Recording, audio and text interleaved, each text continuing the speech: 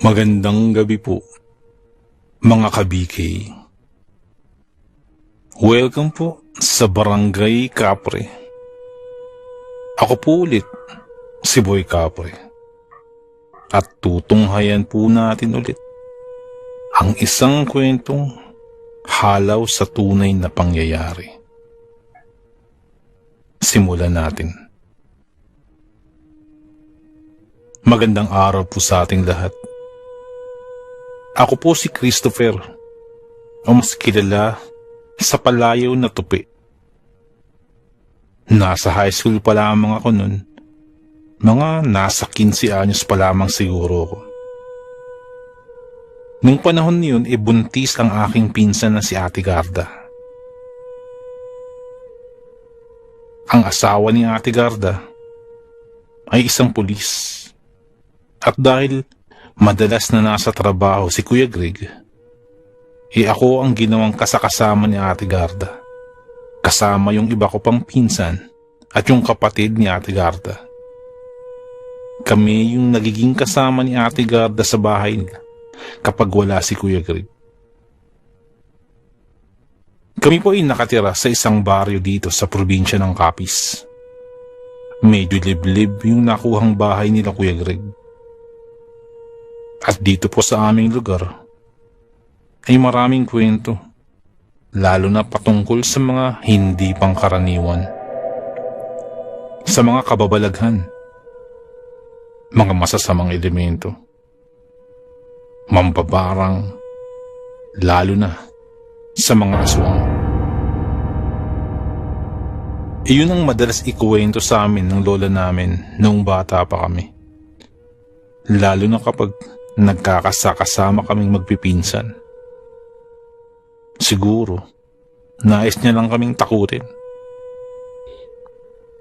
Makukulit kasi kami, lalo na ako nung bata pa ako. At laging nasa labas. Medyo matigas talaga ulo ko nun. Kaya kapag gabi na, kapag matutulog na, ay kinukwentuhan kami ni Lola tungkol dun. Nakikinig naman ako pero hindi ako naniniwala. Alam ko kasi na tinatakot lang ako ni Lola o pinapangaralan lang. At yun ang paniniwala ko. Naniniwala ako na walang aswang o multo o kahit mga engkanto. Sa tingin ko, igawa lamang ito ng imahinasyon. Parang gawa-gawa lang nila. Dahil sa tinagal-tagal ko nang nakatira sa Capiz, ni minsan, wala pa akong nakikita. Kahit mga magulang ko, tinatanong ko kung nakakita na ba. Pero wala rin. Kaya hindi ako basta-basta naniniwala. Taong 2014, at kagaya ng nabanggit ko kanina, buntis nung panahon na yun si Ate Garda. At sa tingin ko, 4 na buwan na ata yun o higit pa. At dahil sa tawag ng tungkulin ni Kuya Greg, madalas itong on-call, lalo na kapag gabi. Kaya madalas walang kasama si Ate Garda. Ang sabi ni Ate Garda sa amin, na madalas wala si Kuya Greg dahil magpapasko na. Mas kailangan daw sila na nasa lansangan. Kaya kami ang pinapasama sa kanya sa kanilang bahay. Naalala ko nun, December 23. At dahil wala kaming magawa, tumutulong na lang ako sa pag-aayos ng Christmas tree nila. Dahil papalapit ng Pasko, naghahanda talaga kami kasi bukod sa Pasko, yung ibang mga kamag-anak namin ay talagang dumadayo dito sa amin, lalo na sa bahay ni Ate Garda. Mag-aarbo kasi maganda yan si ate. Kaya talagang pinaghahandaan namin ang mga dekorasyon. At nagiging parang reunion na rin kasi ng pamilya namin. Matapos namin mag-ayos ng Christmas tree at iba pang Christmas decor, ay kumain muna kami. Pagkatapos ay natulog na. Yung mga pinsan kong babae ay kasama si Ate Garda. Dun sila sa kwarto. Sila ang magkakasama. Ako naman ay dun sa sala natulog. Habang nanonood ng TV, ay medyo napapapikit na ako. Kaya inoff ko na yung TV at natulog na sa sofa. Pero maya-maya pa, ay parang hindi na ako makatulog. Pinilit kong matulog. Pero parang biglang nawala ang antok ko. Pero nagpumilit pa rin ako. Nagpagulong-gulong na ako sa sofa. Natulog na ako sa sahig. Pero hindi pa rin ako makatulog. Hanggang sa lumipas na ang ilang oras, nananatili pa rin akong gising. Baka siguro sa Christmas lights, kaya hindi ako makatulog. Pero nung mga nakaraang gabi naman, dito rin ako natulog. Pero hindi naman to naging problema sa akin. Kahit bukas pa nga ang ilaw, nakakatulog ako. Pero nung mga oras na yun, meron akong kakaibang pakiramdam. Yung parang may nakatingin. Yung parang may nakamasid sa akin. Pero sigurado naman ako na sarado ang lahat ng bintana at mga pintuan ng bahay na yun bago ako matulog. Kaya yung nararamdaman ko nun ay binaliwala ko na lang. Sumunod nun, mga bandang 3:00 ng madaling araw, medyo nakaidlip na ako. Hindi ko alam kung paano pero bigla na lamang akong naalimpungatan. Tahimik naman yung gabi at tanging mga huni lang ng ibang insekto ang naririnig ko. Pinilit kong matulog muli. Subalit hindi na ako dinapuan ng antok. Napamura pa nga ako kasi madaling araw pa ako nagising. Kaya ang ginawa ko ay bumangon na lang muna at pumunta sa kusina para uminom ng tubig. Hindi ko na binuksan yung ilaw dahil bukas naman yung Christmas lights. Habang umiinom ako, ay lumapit ako sa pintuan sa may kusina. At napansin kong medyo nakaawang yun. Kaya nagtaka ako dahil sigurado ako na isinarado ko yun. Akmang isasara ko na yun nang makarinig ako na parang may kumakalas ko sa bubungan. Mahina lang naman ito. Kaya naisip ko na baka pusa lamang o yung mga paniki. Kaya nagpatuloy lamang ako nang magkaroon ulit ng pagkaluskos. At sa pagkakataong ito ay mas malakas na ito. At ang kaluskos na narinig ko kanina ay parang gumagapang sa bubungan. Kaya pinakiramdaman ko ito.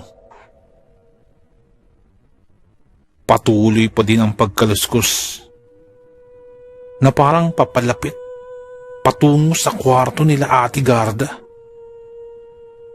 Dun na ako kinabahan dahil natitiyak ko na hindi ganon ang galaw ng isang pusa. Medyo agresibo kasi yung pagkakalus ko sa bubong. Nang maya-maya pa ay parang kinakalkal na nito yung yero. Napaka-agresibo ng galaw nito. Kaya naisip kong i-text sila Ate Garda.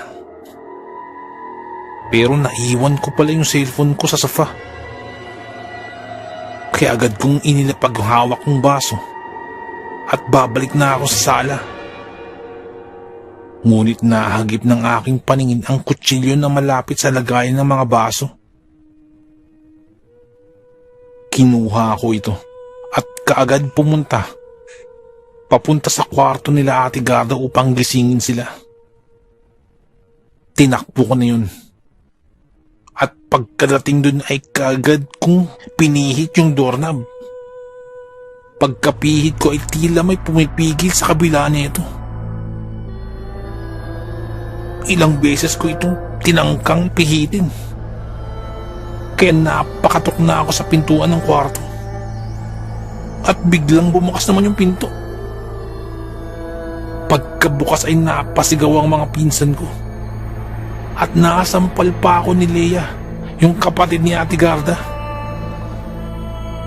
Akala daw nila kung sino yung nagbubukas ng pintuan. At hindi nila alam na ako pala yun. Mahilo-hilo ako sa sampal na yun ni Leia. Ang lakas. Sila Ate Garda pala yung nagbukas ng pinto. At gising na din pala sila. At maging sila ay naririnig ang kaluskos sa bubungan. Takot na takot sila. Lalo na si Ate Garda. Subalit sa kabila ng takot niyon ay mukhang okay lang naman sila at walang napahamak. Maya-maya pa'y parang bumulong ang isa kong pinsan. Aswang yan. Bagamat kinakabahan ako, hindi pa din ako naniniwala sa pinsan ko. Iniisip ko na nun baka magnanakaw ito o kung ano pa man na masamang loob na nagtatangkang pumasok sa bahay. Maya-maya pa'y biglang tumahimik ang kapaligiran. Napakatahimik na ni ultimo huni ng mga kulisap sa paligid ay wala kang maririnig. Nagdadasal na sila Ate Garda sa takot. Kaya sinabi ko na muling ikandado ang pintuan ng kanilang kwarto. Kaya naisip ko na puntahan na sa labas kung sino man yun. Dahil nagdadalang tao si Ate Garda. Lalabasin ko na kung sino ang gumagawa nun para mapagsabihan. Para tumigil na. Kaya lumabas ako sa pintuan sa may kusina. Dun sa may nakaawang na pinto. Sa labas ay naroroon ang water tank. At may gate din dun kung saan naroon naman ang maliit na hardin. Madilim ang paligid. Ngunit salamat sa tulong ng mga Christmas lights dahil kahit papano ay naaaninagan ko ang dinaraanan ko. Una kong pinuntahan yung water tank dahil nandun yung hagdan na konektado sa bubong ng bahay. Dahan-dahan akong naglakad patungo dun. Hindi naman ito kalayuan. Ngunit siniguro kong hawak-hawak ko ng mahigpit yung kutsilyo bago ako makarating sa hagdan ng water tank. Inakyat ko yung hagdan upang silipin kung ano yung nasa bubungan. Nang bigla akong nakarinig muli ng pagkaluskos. Ngunit sa pagkakataong ito, ay parang galit na galit ito. Na parang sinisira na yung bubungan. Para akong naging tuod sa aking pinapwestuhan habang naririnig ko yun. At nananatiling nakakapit lang ang isa kong kamay sa hagdan ng water tank. Pakiramdam ko ay parang papalapit na ito sa akin. Nang maisipan kong iumang ang hawak kong kutsilyo sa aking harapan. At nanatili lamang ako sa ganung posisyon habang hinihintay kong papalapit sa akin. Makalipas ang ilang sandali, wala namang sumugod sa akin. Hanggang sa makarinig ako ng huni. At kakaibang huni yun. Parang ngayon lang ako nakarinig nun. Hindi ko maalaman kung anong huni yun pero sobrang takot ang idinulot nito sa akin. Nagpasya na akong bumaba mula dun sa water tank. Sa sobrang takot ay parang nanginginig ang aking kamay. Nang may biglang lumundag sa bubungan na malapit lang sa posisyon ko. At sa sobrang takot ko'y napasigaw ako. Pero parang walang boses ang lumalabas. Hindi ko mawari ang kanyang itsura pero ang nagpagimbal sa akin ay ang nakalabas sa bibig nito. Nagtataglay ito ng napakahabang dila. Gumagalaw ito na parang may sariling buhay. Takot na takot ako nung mga sandaling yun. At sinabayan pa yun ng pag-angil ng nilalang at patuloy ang pagtulo ng malagkit na likido mula sa dila nito na parang laway. Takot na takot ako. At bukod pa dun ay kapansin-pansin ang napakalapad na pakpak nito na parang sa paniki. Ngunit napakalaki. Sa sobrang takot ko hindi ko na malaman kung anong ginagawa ko. Na parang kumikilos ang katawan ko ng kusa. Pero ang alam ko lang nun ay sumugod ang nilalang na yun patungo sa akin. At maya-maya pa natagpuan ko na lang ang sarili ko na nasa baba na ako. Nalaglag na nga ata ako. Pero wala akong maramdamang iba kung hindi takot. At halos kasabay nun ay ang pag-angil ng nilalang na yun na parang nasaktan ito. Kaya kumaripas na ako ng takbo papasok ng bahay. Kasunod naman nun ay ang malakas na paggaspas ng pakpak. Halos masubsob ako sa pagtakbo dahil sa labis na takot. At sigaw ako ng saklolo. Kaagad namang binukas ng mga pinsan ko yung pintuan ng bahay habang nagsisisigaw din ang mga to sa takot. At kaagad-agad ay ikinandado namin ang bahay. At bukod pa doon ay hinarangan ko pa ng mga pwedeng iharang sa pintuan. Ngunit habang ginagawa ko yun ay biglang may gumalabog sa pintuan na yun. Napakalakas nun. Naging kaming lahat na nasa bahay ay nagulat. Kaya hinarangan pa namin ng kahit anong pwedeng iharang ang pintuan. Abot-abot ang aking hingal ng mga sandaling yun. Nang maya-maya pa ay nagtanong si Ate Garda, "Tupe, nasugatan ka ba?" "Hindi po ate," sagot ko. Matapos yun ay itinuro ni Ate Garda yung kutsilyo na hawak-hawak ko. Pagkatingin ko ay may bahay dito ng dugo. At dun ko na naisip na nung sinugod ako ng nilalang na yun ay posibleng nasugatan ito. Patuloy pa din ang pagpagaspas na naririnig namin. Parang patuloy ito sa pag-ikot sa itaas. Umiikot lamang ito. Na parang nag-aabang at nagmamatsyag kung kailan aatake. Takot na takot kaming apat at bawat isa sa amin ay naghawak na ng kahit ano na pwede naming ipamprotekta sa amin. Hanggang sa makarinig kami ng sigaw mula sa labas ng bahay. Pagkadinig nun ay napaiyak na si Ate Garda at sumigaw din ito. Ang boses na yun ay walang iba kundi kay Kuya Greg. Para akong napunutan ng tinik sa pagdating ni Kuya Greg nun. Dahil bukod sa akin, ay may isa pang lalaki na pwedeng makatulong sa amin. Kaagad tiningnan ni Kuya Greg yung kanyang asawa at tiningnan kung ayos lang kami.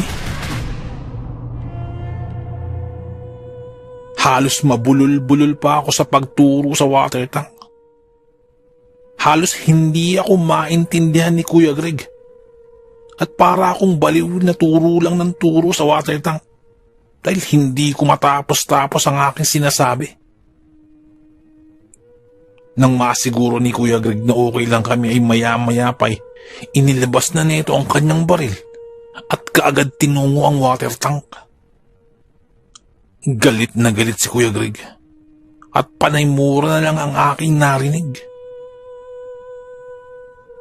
Pinailaw ni Kuya Greg yung ilaw sa labasan ng bahay namin. Hawak-hawak nito ang baril. Umakyat ito sa hagdan sa may water tank.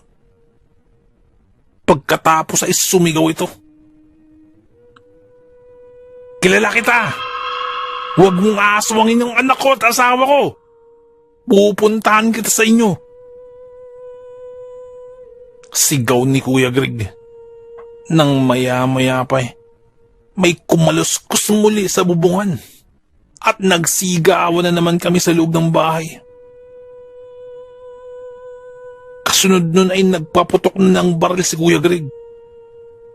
At halos kasabay din nun ay ang pagpagaspas ng pakpak na parang lumipad ang nilalang na to palayo. Base sa tunog ng pakpak nito, ramdam na ramdam namin ang paglipad nito dahil sa pagpagaspas ng pakpak. Ilang sandali pa'y kumakatok ng muli si Kuya Greg sa pintuan at muli kaming binalikan. Nakalipad daw yung aswang palayo at papunta ito sa madilim na parte. Kaya pinaputokan niya na lang ng warning shot. Inutusan kami ni Kuya Greg na kumuha ng asin. At pagkatapos ay nagsaboy kami ng asin sa labas ng bahay at sa bubungan. Hindi ko alam kung bakit nito ginagawa yun. Pero ang sabi ay pangontra daw yun sa aswang. At dun ka pa lamang dinalaman ang iba pang pwedeng pangontra sa aswang. Dahil kahit papano ay may nalalaman si Kuya Greg sa mga nilalang na to. Nagsaboy kami na nagsaboy ng asin sa paligid. Hanggang sa mag-umaga na. Sa kabila nung nangyari ay tuwang-tuwa si Kuya Greg sa amin sa pagtulong namin kay Ate Garda. Pero higit siyang natuwa sa ipinakita ko. Dahil ang tapang ko daw. Pwedeng-pwede na daw akong magpulis. Pero ang totoo, hindi ko talaga alam paano ako nasugatan ng aswang na yun. At hindi ko talaga alam paano nangyari yun. Matapos yun ay palagi na namin ginagawa ang pagsasaboy ng asin. Sumunod na araw ay magduduty na muli si Kuya Greg at kami muli ang kasama ni Ate Garda. Subalit dahil sa nangyari ay maging ang iba naming mga tiyuhin at iba naming kaanak ay naroroon upang bantayan si Ate Garda. Ang dami na namin sa bahay na yun. At ginawa namin ito hanggang sa makapanganak si Ate Garda. At hanggang sa mag-anim na buwan na ang kanilang baby. Kaming mga kaanak ang kasama ni Ate Garda. Dito kasi sa amin ay may balibalita na naninirahan raw ang isang aswang at isa itong babae. Kaya nga kapag lumalabas ako ng bahay, ay tinitingnan ko ang mga kabaryo namin para alamin kung sino yung aswang. Ang alam ko kasi ay nasugatan ko ito. At base sa reaksyon nung nakita ko ay parang sa mukha ito nasugatan. At sa paglilibot-libot ko, isa sa malayong kaanak namin ang hindi daw naglalabas dahil na aksidente at nagkaroon ng sugat sa muka. At ikinuwento ko yun kina Ate Garda at Kuya Greg.